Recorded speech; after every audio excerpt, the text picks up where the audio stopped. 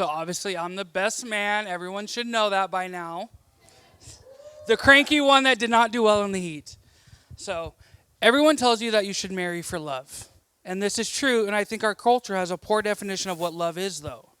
Most people think that the word love, and what they truly think about is romance. But the reality is, romance is a very small part about being married. And the rest of it is dishes, groceries, laundries, and bills. And arguments about putting the toilet seat down. Love, in my experience, is not just romance. Love is when you admit to your spouse that you've made a mistake and you crush your own ego in order to apologize.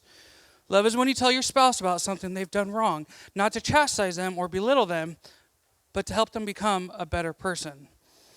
Love is being partners through all the nitty-gritty parts of life, choosing to work together despite your individual flaws, and become a couple who can achieve as much more together than they could ever separately. The Bible's definition of love, as we all know, is 1 Corinthians 13, patient, kind, humble, forgiving, enduring to the end.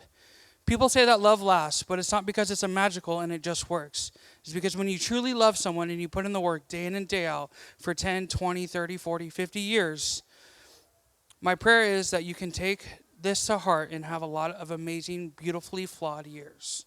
To the Jeffries.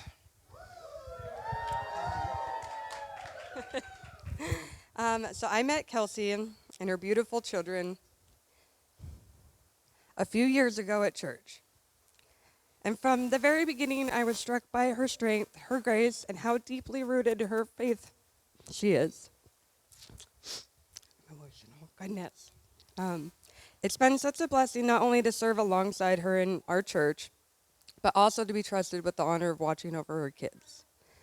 Something that allowed her some precious alone time with God, and eventually with the man who would become her husband.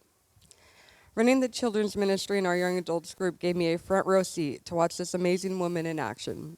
She's not only a godly woman, she's a fierce one, deeply intentional about living out her faith.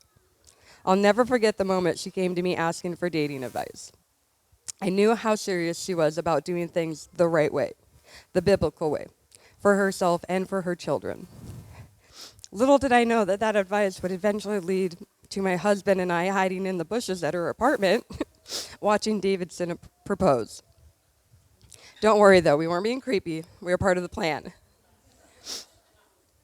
Since that day, I've had the privilege of watching the two of you commit to each other, grow with each other, and build each other up.